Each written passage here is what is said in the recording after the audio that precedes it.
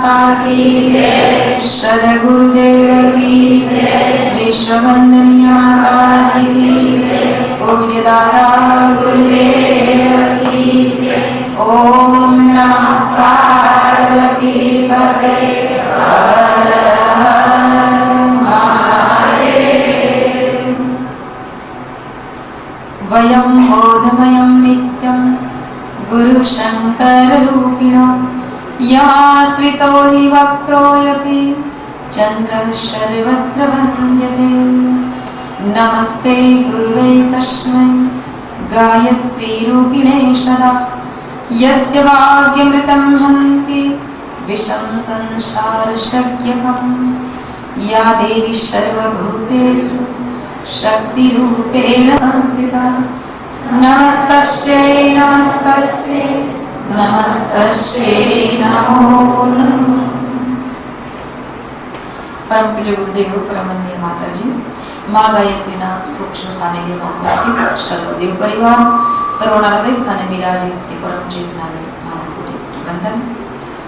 શક્તિની આરાધના શક્તિની ઉપાસના જ્યારે આપણે કરી રહ્યા છે ત્યારે 9 દિવસમાં 9 દિવ્ય શક્તિ અને સામર્થ્ય આપણને પ્રાપ્ત થાય એ માટેનો એક પ્રયાસ પરમ પૂજ્ય ગુરુદેવનો એક દિવ્ય બોધ સંદેશ આત્મસાત કરી કંઈક અંશે ચિંતન અને મનન કરતા એની વૃદ્ધિ કરવાનો જ્યારે પ્રયાસ કરવામાં આવી રહ્યો છે ત્યારે આ પ્રયાસ એક સાત્વિક પ્રયાસ છે।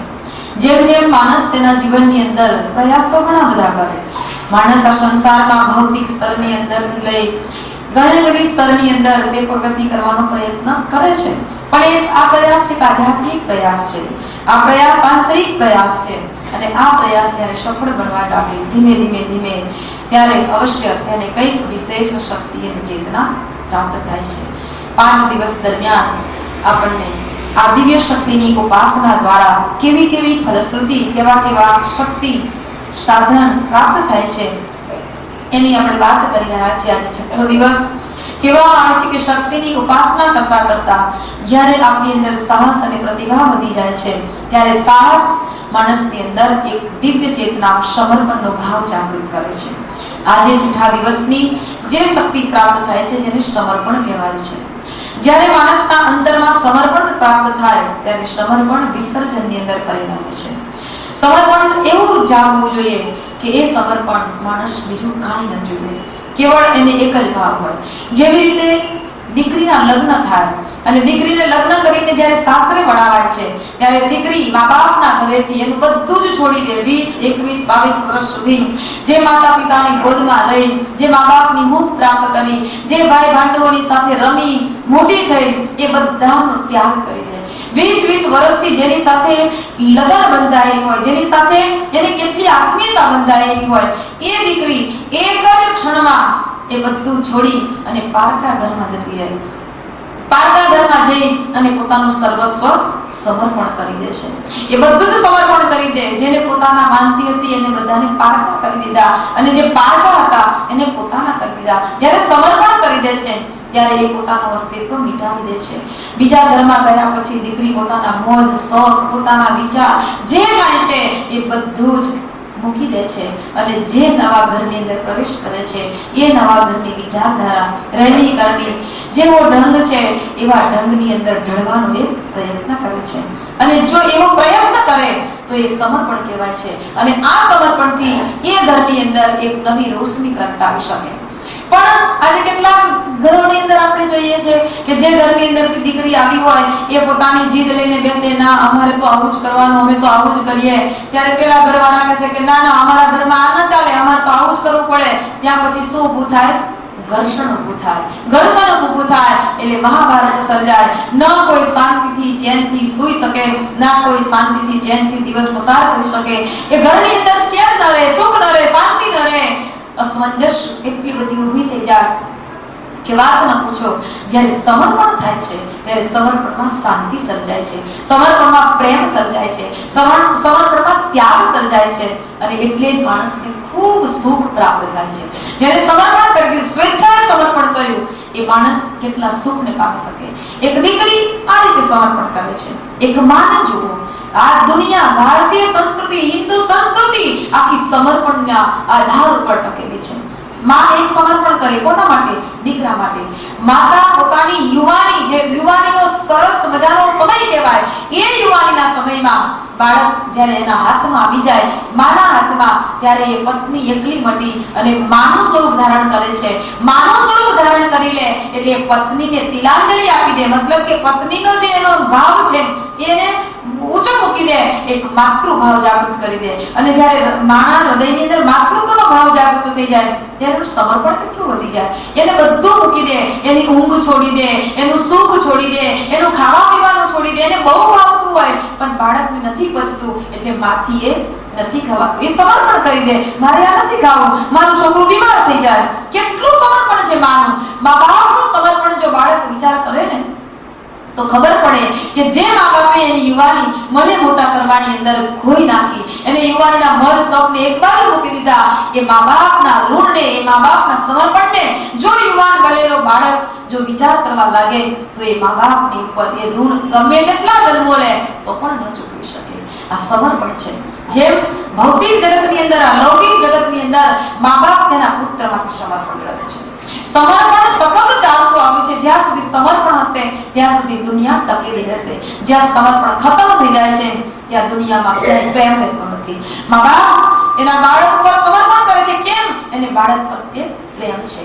સંસાર અને લૌકિક જગતની અંદર એક સામાન્ય બાળક માટે, પિતા પુત્ર માટે, માં એના દીકરા માટે એક આશા અને અપેક્ષાથી સમર્પણ કરે છે. લૌકિક જગતનો વ્યવહાર છે, પ્રેમથી બંધાયેલો છે, પણ એની પાછળ એક આશા છે, એક અપેક્ષા છે. મા બાપને એક અપેક્ષા છે કે મારો દીકરો મોટો થશે, સારું કમાશે, અમને સારી રીતે રાખશે. એક આશાથી એને મોટો કરે છે, આશાથી બનાવે છે, આશાથી એનું જીવન સમર્પિત કરી દે છે. ઘણા ઘર એવા છે કે દીકરાને બનાવવા માટે માં અહીંયા રહેતી હોય અને બાપ બીજે રહેતો હોય. કેટલું મોટું સમર્પણ. મા બાપ અલગ થઈ જાય કોના માટે? બાળકને બનાવવા માટે. હવે એ બાળક મોટો થાય, સરસ પદ પ્રતિષ્ઠા પ્રાપ્ત કરે, સારામાં સારી નોકરી કરતો થઈ જાય અને પછી એ મા બાપને અલગ કરી દે અથવા એ મા બાપને ન રાખે, એ મા બાપને તરછોડે, ત્યારે શું દશા થતી હોય મા બાપની? દીકરાને મા બાપ પ્રત્યે પ્રેમ નથી, એનું આ કારણ છે. વિચાર કરે દીકરો કે કદાચ મારા મા બાપે મને મોટો કરવા માટે, મને ભણાવવા માટે આટલી તકલીફ વેઠી છે, એનું સમર્પણ એને યાદ કરે તો પણ એના અંદરમાં કંઈક સંવેદના જાગે કે મારે પણ એના માટે કંઈક કરવું જોઈએ. વિચાર કરે કે 1.5-2 કિલો શાકની થેલી લઈને આપણને થોડોક સમય ચાલવાનો આવે તો આપણે હાથ બદલી નાખીએ, આ હાથમાંથી આ હાથમાં થેલી, આ હાથમાંથી આ હાથમાં થેલી લઈએ, થોડીક વાર ચાલીને થોડોક છાંયો આવે ત્યાં ઊભા પણ રહીએ. 1.5-2 કિલો શાક લઈને ચાલતા આપણને થાક લાગે છે. બાળકે એ વિચાર કરવો જોઈએ કે 9 માસ સુધી મારી માએ મને 3-4 કિલોનો હું અને મને લઈને ફરી હશે તો એને દુઃખ નહીં થયું હોય, એને વજન નહીં લાગ્યું હોય. પણ બાળક જ્યારે એને પ્રાપ્ત થવાનું હોય ત્યારે એનું સમર્પણ, એનો પ્રેમ એને વજન નથી લાગવા દેતો. જ્યારે મા બાપનું કામ કરવાનું આવે ત્યારે બાળકને એક બોજ લાગે છે, એક બોજારૂપ લાગે છે. જ્યાં સમર્પણ નથી ત્યાં પ્રેમ નથી. આ એક લૌકિક જગતના સમર્પણની વાત છે. એવું જ સમર્પણ આધ્યાત્મિક જગતની અંદર જ્યારે આપણે જોઈએ ત્યારે એવું સમર્પણ કેટલા બધા ભક્તોએ કર્યું, કેટલા સંતોએ કર્યું, કેવું સમર્પણ કર્યું. મીરાનું સમર્પણ જુઓ, એને લોક લાજ છોડી દીધી, એને એના પતિને એટલું કીધું કે મને તો પ્રેમ મારા ગિરધર ગોપાલથી છે, માટે તમે મને સમજવાનો પ્રયત્ન કરજો. પણ ખરેખર વાસ્તવમાં જો મીરાનું ચરિત્ર જોઈએ તો ખબર પડે એના પતિદેવ તો એને સમજી લીધું હતું કે દિલથી જેની જોડે રિશ્તો બંધાયેલો છે, જેનું અંતર જેના પ્રત્યે ઢળી ગયેલું છે, જેના હૃદયમાંથી સમર્પણ જેના પ્રત્યે થઈ ગયેલું છે, એને કોઈ ના તોડી શકે. એટલે એના પતિ તો સમજી ગયા હતા પણ એને તોય રંજાડવાનો કેટલો પ્રયત્ન કરવામાં આવ્યો. છેવટે મીરાને ક્યાંયથી એને આશરો મળે એવું ન લાગ્યું. ત્યારે મીરાએ શ્યામ સુંદરને કહ્યું કે હવે હું નહીં જીવી શકું, હવે મને તું તારી અંદર સમાવી લે. કહેવામાં આવે છે કે મીરાને અંતિમ સમયે કેવળ એની જે ઓઢણી હતી એ ભગવાન કૃષ્ણની મૂર્તિની ઉપર રહી અને મીરા ત્યાંથી અદ્રશ્ય થઈ હતી. કહેવાનો મતલબ કે જ્યારે સમર્પણ આવે, સમર્પણ ગોપીઓનું જુઓ, ભગવાન કૃષ્ણ પ્રત્યે સમર્પણ. કૃષ્ણ એક એવું અવતારી સત્તા હતી કે જે અવતારી સત્તા ઈચ્છે એવું કામ કરી શકે. પણ 21મી સદી નારી સદી પરમ પૂજ્ય ગુરુદેવ પરમ વંદનીય માતાજીએ આ વખતે કીધું, પણ આ નારીઓને એની સ્વતંત્રતા અપાવવાનું કામ તો કૃષ્ણ અવતારથી થઈ ગયું હતું. ભગવાન કૃષ્ણ અવતારથી આ કામ કરવામાં આવતું હતું. ત્યારે યુગોના યુગો વીતી ગયા. ત્યારે આજે હજી નારીને કંઈક સંરક્ષણ, કંઈક નારીને હજી કંઈક સ્વતંત્રતા પ્રાપ્ત થઈ છે. હજી કેટલા ઘરોની અંદર નારી મુક્ત નથી, નારી કેટલી રીતે બંધાયેલી છે. કૃષ્ણને પ્રેમ ગોપીઓએ કર્યો પણ કેવો પ્રેમ હતો? નિર્વ્યાજ પ્રેમ હતો, નિરપેક્ષિત પ્રેમ હતો. અને એ નિરપેક્ષિત પ્રેમમાં સમર્પણ હોય છે. અને એ સમર્પણ એને ગમે તેટલા દુઃખ આવે, દુઃખ સહન કરી લેવા તૈયાર થઈ જાય. સમર્પણ કદી પણ એની પાસે કોઈ અપેક્ષા ન રાખે. સમર્પણ કેવળ ત્યાગ, સમર્પણ કેવળ સેવા, સમર્પણ કેવળ એને કંઈક આપી દેવાનું સ્વીકારી લે. સમર્પણ કશું ઈચ્છા નથી રાખતો, કંઈ માંગતો નથી. અને એવું સમર્પણ જ્યારે પરમાત્મા પ્રત્યે માણસનું, સાધકનું, શિષ્યનું, વ્યક્તિનું થઈ જાય ત્યારે પરમાત્મા એના ઉપર ફિદા થઈ જાય છે. નરસિંહ મહેતાનું સમર્પણ જુઓ, એકનાથનું સમર્પણ જુઓ, સખુબાઈનું સમર્પણ જુઓ. કેટલું સમર્પણ! એવા કેટલાય ભક્તો છે કે જેને એટલું સમર્પણ કરી દીધું છે. કોઈ પણ જાતના, ક્યારેય પણ કોઈ પણ પોતાની કોઈ ઈચ્છા ન મૂકી હોય, કોઈ શરત ન મૂકી હોય. અને એવું સમર્પણ જ્યારે હૃદયમાંથી જાગે છે ત્યારે એ સમર્પણ સાચા અર્થની અંદર વ્યક્તિત્વનો વિકાસ કરી દે. એની અંદર વિસર્જનની, સમર્પણની ભાવના જગાડી દે. અને એ સમર્પણ જ્યારે જાગે છે, આપને સમર્પણ કેટલાય સંતોએ, ઋષિઓએ કર્યું એની વાત કદાચ ઇતિહાસના પાના ઉપર જાણી સમજી, પણ સમર્પણ આજ સમયની અંદર આવી ગયેલા આપણા ગાંધીને જુઓ કે તો એક મોટા વકીલ હતા, વકીલાત કરે તો કદાચ મોટા બંગલામાં રહી શકત, સારામાં સારી ગાડીમાં ફરી શકત, એર કન્ડિશન રૂમમાં બેસી શકત, પોતાની જાહો જલાલીથી જિંદગી જીવી શકત. પણ એને સમર્પણ કોના માટે કરી દીધું? પોતાની પત્ની માટે નહીં, પોતાના બાળકો માટે નહીં, પોતાના પરિવાર માટે નહીં. સમર્પણ એને કરી દીધું આ દેશ માટે, આ દેશની તમામ જનતા માટે સમર્પણ કરી દીધું. ત્યારે કદાચ એ પોતાના પરિવાર માટે વકીલ બનીને જીવત તો સારામાં સારા વકીલ તરીકે કેટલા ક્ષેત્રની અંદર તેમનું નામ ખ્યાત નામ થાય. પરંતુ જ્યારે તેમણે પોતાની વકીલાત એક રાષ્ટ્ર માટે શરૂ કરી દીધી ત્યારે આખા રાષ્ટ્રના તેઓ બાપુ કહેવાય ગયા. મતલબ કે જ્યારે સમર્પણ વિશાળતાની અંદર પરિણમે છે ત્યારે એ સમર્પણ વિશાળ બની જાય છે. અને એ વિશાળ બનેલું સમર્પણ પરમાત્માને સમર્પિત થાય છે. આપણા હૃદયની અંદર પણ સમર્પણ ભાવ જાગે તો કેવળ કુટુંબ પ્રત્યેનું સંકુચિત નહીં, પરિવાર પ્રત્યે સંકુચિત નહીં, એને વિશાળતાનું રૂપ આપવું. અનેક માટે બધા જ મારા છે, બધા જ પોતાના છે, એવું સમર્પણ હૃદયમાં જાગે ત્યારે અવશ્ય એ સમર્પણથી પરમાત્મા પ્રગટે છે.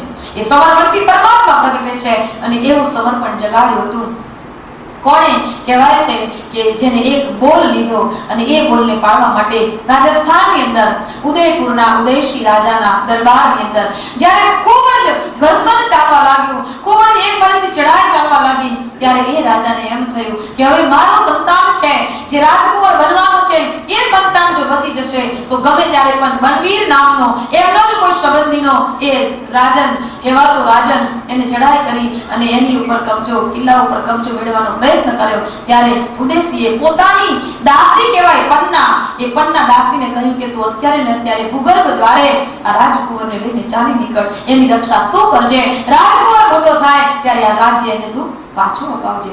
એના ગળાની અંદર મેં માદરિયું બાંધેલું છે, એ માદરિયાની અંદર પૂરેપૂરી રાજની માહિતી આપેલી છે, તું અહીંયાથી તરત ભાગી જા. પન્નાએ જે દાસી બનીને જીવન જીવી હતી એને રાજાના ચરણોમાં વંદન કર્યા અને કહ્યું કે હે રાજન, તમે સુખેથી આ દુશ્મનોનો સામનો કરો, હું રાજકુંવરને બચાવીને લઈ જાઉં છું. મારો પ્રાણ આપી દેવો પડશે તો પ્રાણ આપી દઈશ, પરંતુ રાજકુંવરની રક્ષા કરીશ. કોઈ પણ જાતની શરત નથી કે રાજકુંવરની રક્ષા કરીશ પછી અડધું રાજ મને આપવું પડશે, આટલું આમ કરજો. કોઈ શરત નથી. જેને પોતાના જીવનને પાલ્યું છે, પોષ્યું છે, એ રાજાનું ઋણ અદા કેવી રીતે કરી શકું, બસ એના અંતરમાં એક ભાવના હતી, એક સમર્પણ હતું. એક દાસી હતી પણ એના હૃદયની અંદર સમર્પણ કેટલું વિશાળ, કેટલું મહાન હતું. દાસી ગુરગર દારે પન્ના નીકળી ગઈ અને એક નાના સરખા ગામની અંદર લઈ ગઈ અને રાજકુંવરને પોતાના દીકરાને પોતાના પતિની સાથે એ બે દીકરા લઈ અને રહેવા લાગી. જેનું કામ મળે એનું કામ કરી લેતી, રોટલો બનાવી લેતી અને ખાઈને સૂઈ જતા. ધીમે ધીમે ધીમે સંજોગો વસાત એનો પતિ તો સૈનિક હતો, એ તો લડવા ફરી પાછો ગયો, એટલે લડાઈમાં એ મણાઈ ગયો. હવે પન્ના એકલી છે, એની પાસેના બે સંતાન છે, એક રાજકુંવર છે, એક એનું સંતાન છે. બલવીરને ખબર પડે છે કે ગમે તે રીતે ગમે તે ભોગે રાજકુંવરને બચાવવાનો પ્રયાસ થયો છે, રાજકુંવર નહીં મરાય ત્યાં સુધી આ ઉદયપુરનો કિલ્લો મારા કબજામાં રહેશે નહીં, ગમે ત્યારે ચડાઈ કરશે અને એ મેળવી લેશે. એટલે એના કરતા તો એમ જ કરું કે રાજકુંવરને શોધું અને એને મારી નાખું. બધા એક નાના ગામડાની અંદર બલવીરના જે સિપાહીઓ હતા, સૈનિકો હતા, કામે લાગી ગયા અને એ સૈનિકોનો કાફલો એક દિવસે જે પન્ના જે ગામમાં રહેતી હતી એ ગામમાં આવ્યો. પન્નાને ખબર પડી ગઈ, ચકોર હતી, દાસી રાજાની દાસી હતી ને, એ બહુ ચકોર હતી. એને ખબર પડી ગઈ કે સૈનિકો આવ્યા છે, છુપા વેશે આવશે અને દરેક ઘરની તલાશ કરશે, મારા દીકરાને મારા રાજકુંવરને મારી નાખશે. તો મેં રાજાને વચન આપ્યું છે, શું દશા થશે?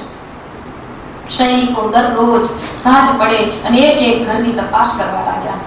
ખબર પડી કે આ ફળિયાની અંદર તપાસ ચાલે છે, જે ફળિયાની અંદર પન્ના રહે છે, નાની સખી ઝૂંપડી છે, તૂટી ફૂટી ઝૂંપડી છે, નાની ફાટેલી તૂટેલી ગોદડીઓ છે. એ દિવસે પન્નાએ ભગવાનને પ્રાર્થના કરી છે, પરમાત્મા, મેં મારા રાજાની સેવા કરી છે અને સાચી સેવા તો ત્યારે જ કહેવાય કે હું કદાચ મરી જાઉં, મારો બાળક મરી જાય તો ભલે મરી જાય, પણ સાચા અર્થની અંદર મેં સમર્પણ કર્યું હોય મારા રાજાને, તો મારા રાજકુંવરને બચાવજે. એ દિવસે પન્નાએ રાજકુંવરના જે સુંદર વસ્ત્રો હતા, કિંમતી વસ્ત્રો હતા, એ પન્નાએ એના દીકરાને પહેરાવી દીધા. અને દીકરાને કહ્યું કે બેટા, જો તું રાજકુંવર બને તો કેવો લાગે, એટલે હું તને આ વસ્ત્રો પહેરાવું છું. દીકરો પૂછપૂછ કરે છે કે માં, આ રાજકુંવરના વસ્ત્રો મને ન પહેરાવાય. ત્યારે પન્નાએ એક બાજુ મોઢા ઉપર હાસ્ય રાખ્યું છે, એક બાજુ એનું હૃદય રુદન કરે છે. બેટા, એ તો મને પણ ખબર છે કે રાજકુમારના વસ્ત્રો આપણાથી ન પહેરાય, પણ આજે તું રાજા બની જા. આજે તારું સમર્પણ થવાનું છે, આજે તું રાજકુમાર બની જા. બેટા, તું રાજકુમાર બને તો કેવો સુંદર દેખાય, હું એ જોવા માંગુ છું. એક બાજુ પન્નાનું હૃદય રડે છે, એક બાજુ હાસ્ય છે. રડવું કે હસવું એને ખબર પડતી નથી. એના રાજકુમારના વસ્ત્રો એના દીકરાને પહેરાવ્યા છે. આજે એક તૂટેલી ફૂટેલી ખાટલીની અંદર ગોદડી પાથરી એના દીકરાને રાજકુમાર બનાવી અને એ ગોદડીમાં સુંડાવ્યો છે અને રાજકુમારને નાકો નપોતો કરી દીધો, એક કપ્પા કાપડમાં વીંટાળી દીધો અને એ રાજકુમારને લઈ અને એક બાજુ નીચે પન્ના એની હોડમાં ઘાલીને રાજકુમારને લઈને સૂતી છે. રાતનો સમય છે, દરવાજો તો છે નહીં ઝૂંપડીને, અને સિપાહીઓ નીકળ્યા છે ખુલ્લી તલવાર લઈને. ચાંદની રાતમાં તલવારની ધાર ચમકે છે. બેટરી લઈને, દીવો લઈને જ્યારે રાજ સૈનિકો, બલવીરના સૈનિકો એક એક ઝૂંપડું તપાસે છે, ઝૂંપડામાં આવે છે અને એ દીવાના નાના પ્રકાશની અંદર જ્યારે પન્નાએ જોયું કે આ ઝૂંપડીની અંદર સૈનિક પ્રવેશ્યો છે, એની તલવારને ચમકતી જોઈ મોઢામાંથી બિલકુલ ચિત્કારી ન નીકળે એની ખાસ તકેદારી રાખવા માટે પન્નાએ એને ઓઢેલો જે ટૂચો હતો એ મોઢામાં નાખી દીધો છે. એને ખબર છે કે મારો દીકરો ખાટલીમાં સૂતો છે, રાજકુમારના વસ્ત્રો પહેરાવેલા છે, આ સૈનિક એને રાજકુમાર સમજશે અને હમણાં જ રેસી નાખશે. એક માં એના દીકરાને પોતાની સગી આંખે એક ધારે બે ટુકડા થતા જોવા એ કોઈ સામાન્ય વાત નથી.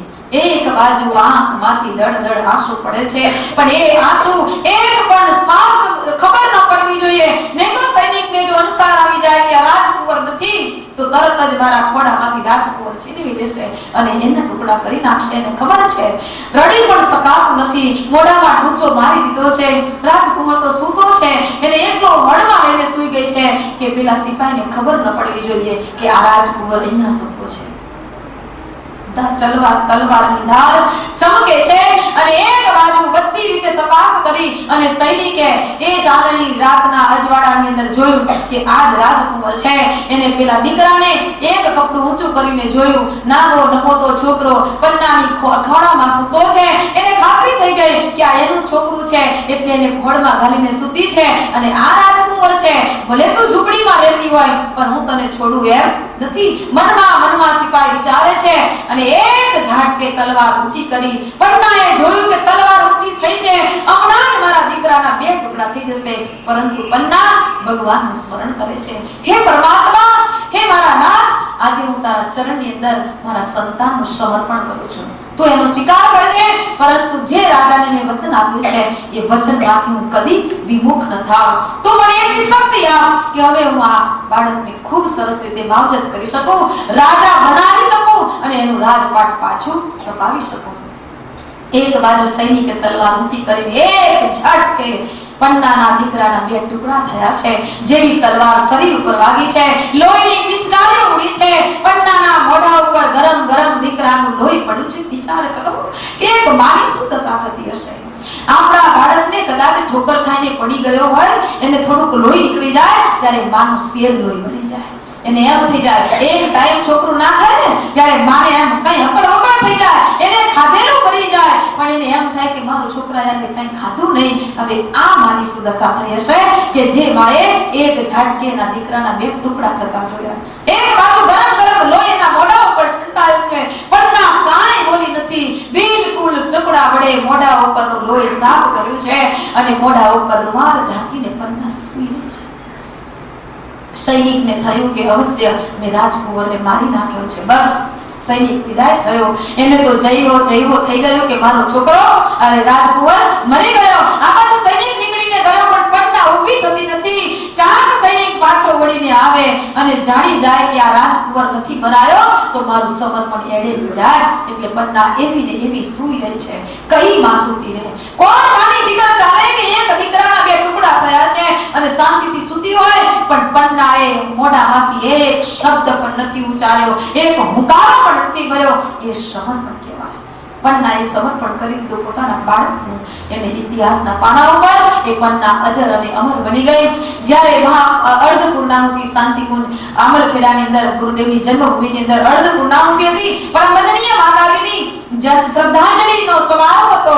એ સમયમાં જ્યારે બધાના રહેવાસ સ્થાનો બનાવ્યા હતા, એમાં એક રહેવાસ સ્થાન રાજસ્થાન માટેનું, જે જિલ્લા વાઇઝ સ્ટેટ વાઇઝ, ગુજરાત છે, રાજસ્થાન છે, ઉત્તર પ્રદેશ છે, રાજસ્થાન માટેનું જે રહેવાસ સ્થાન હતું એની ઉપર પન્નાધાઈ નામ લખવામાં આવ્યું હતું.